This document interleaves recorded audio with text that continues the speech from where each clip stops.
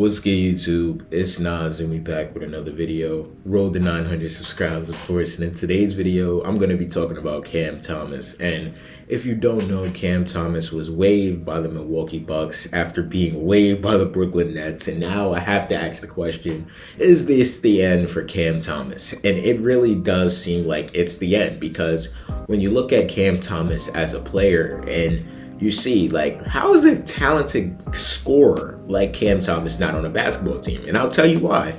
The defense is not good at all. Like, it just doesn't even look like he pays attention on defense. On the offensive side of the ball, even though he is a scorer, he does not have a single IQ point in his brain, I feel like, to make the right play. It's always a contested shot. Sometimes he passes it, sometimes he doesn't. Like, it's just, you don't know what you're gonna get with Cam Thomas. And I feel like you see, obviously, if you don't know, Doc Rivers talked about a quote, or he had a quote that said, I had Lou Williams, I had Jamal Crawford, and now I have Cam Thomas. And clearly, 43 or 23 games into obviously having Cam Thomas, this isn't, or no, 43 days, he only played 18 games. And obviously, you see it didn't work at all. And you just notice that Cam Thomas, I feel like he has an ego. I think we all know Cam Thomas has an ego.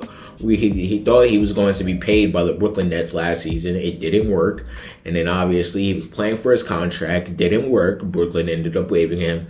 Playing for his contract still in Milwaukee to find a permanent home. Didn't work. And now I'm just wondering when Cam Thomas is going to look in the mirror and start to sacrifice. Like, make the right play. I don't see why people were so intrigued with Cam Thomas. Maybe I see a bucket getter, but at the same time, the IQ is, like, when you look at Cam Thomas, it just pops up on your screen. And really, this season in particular, or even the last two seasons, really, this season in particular, he just hasn't been efficient. Like, I had a video earlier on my channel talking about how Cam Thomas, if he needs to figure it out. And Cam Thomas, maybe he was getting scapegoated by the Brooklyn Nets, but he had no excuses on the Bucks. He played some games with Giannis and he played some games without him. And I remember the game where his second game actually, Cam Thomas put on a show in Orlando, and you had Giannis making the meme face. And then ever since then, it just really hasn't been the same. You haven't seen the bucket getter Cam Thomas, which you've seen for the last couple seasons now in Brooklyn, which was a 43 or 44% from the field player. But this season on the Nets, I'm pretty sure I told you these stats already. He played 24 games for the Nets and he averaged 15.5 points per game, 1 rebound and 3 assists, shooting 39% from the field, basically 40%, and 32.5% from the three. The 3-point is down, the field goal is down, and obviously Cam Thomas was consistently injured throughout the season. Not trying to make excuses, but in these 18 games he played with the Bucks, right, he averaged 10 points, 1 rebound, and 2 assists. I guess the field goal percentage is up 43%, and the 3-point percentage is down at 27.5%. And which I feel like if you're playing next to Giannis, or you're playing on a Giannis Antetokounmpo team, as a shooting guard, you have to be able to shoot the ball. And not even shooting 30% from the field, from the 3-point line, it's just not good at all. In which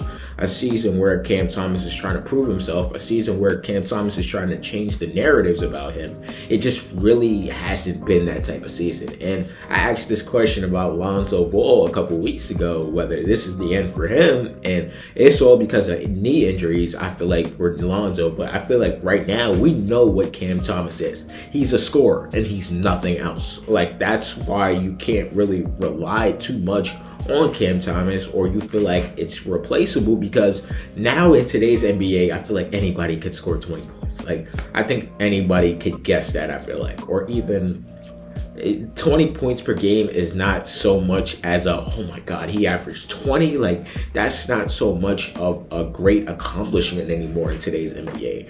The NBA wants to see more. It wants to see, even though we try to act like this isn't a defensive league or people don't play defense, they want to see at least an effort on the defensive end. It doesn't look like Cam Thomas puts in effort on the defensive end. Like, you want to at least see you make the right play. Sometimes Cam Thomas doesn't make the right play, and sometimes it looks like a contested shot, and it looks good when it goes in, yes, but when it goes off, you're just looking at your screen, or if you're in there person, or if you're just watching it, you're like, what the fuck is he shooting past the fucking ball? Like, that's what you're thinking in your head. But I don't know. I don't want to criticize Cam Thomas too much, but it's so much to say. Because even on Twitter, I saw a thought where he said if Cam Thomas's game was European, he wouldn't have getting waived. Like, you talking about comparing Cam Thomas to Lou Williams, Jamal Crawford, J.R. Smith. First of all, that's disrespectful to all of those guys. Like, I feel like because J.R. Smith made a stupid mistake in the NBA Finals, people forget, like, J.R. Smith was a premier role player. Like, and there's no player that will replace what J.R. Smith was really doing for that Cleveland Cavaliers team, and even on the New York Knicks. Like, replace J.R. Smith with Mikal Bridges right now, and they might be seeing a chip. I'm not gonna lie to you, but you just don't know, or you don't see what Cam Thomas will bring to a team. Like, besides scoring, which obviously only right now I can say the Houston Rockets need scoring, but at the same time, Udoka's not going to put up with the defensive shit that Cam Thomas does. Like, that, I just don't see it happening. Even though you need the scoring, you need the firepower, but I just don't see it at all. And when you look at Cam Thomas as a player, comparing him to Lou Williams, obviously being 6'2", a pure bucket getter, like, he could take any shot.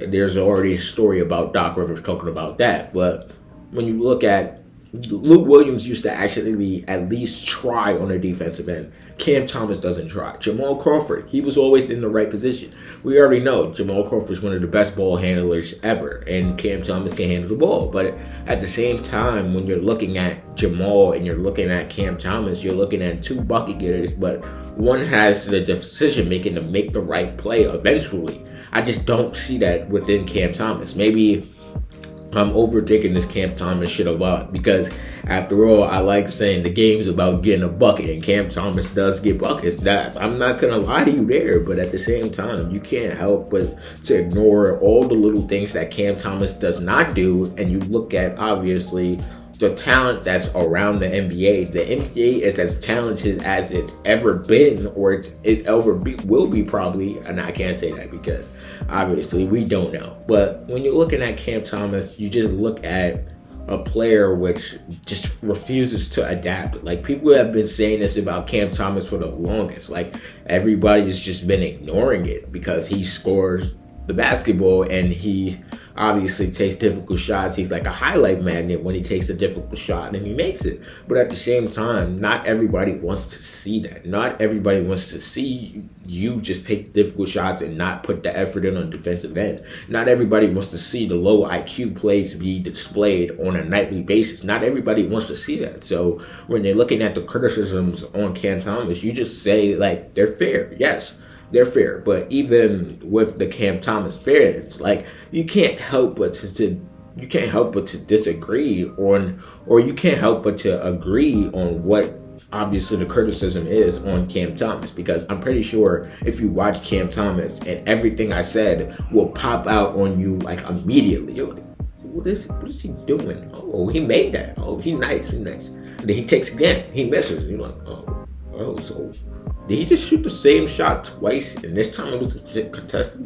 What is he doing? Like, that's how I feel like you would probably view Cam Thomas. But I don't know. Maybe this isn't the end. And I if Cam Thomas proves me wrong, I'll make a video to redacting what I said. And I said, I'll apologize to Cam Thomas. But at the same time, this really is a low point for Cam Thomas, being waived twice and within the year, after obviously it being a contract year and your name being so popular, and the bucket getters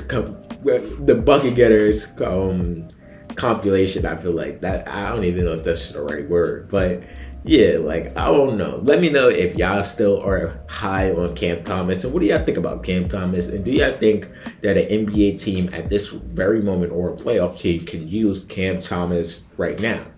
Let me know down below.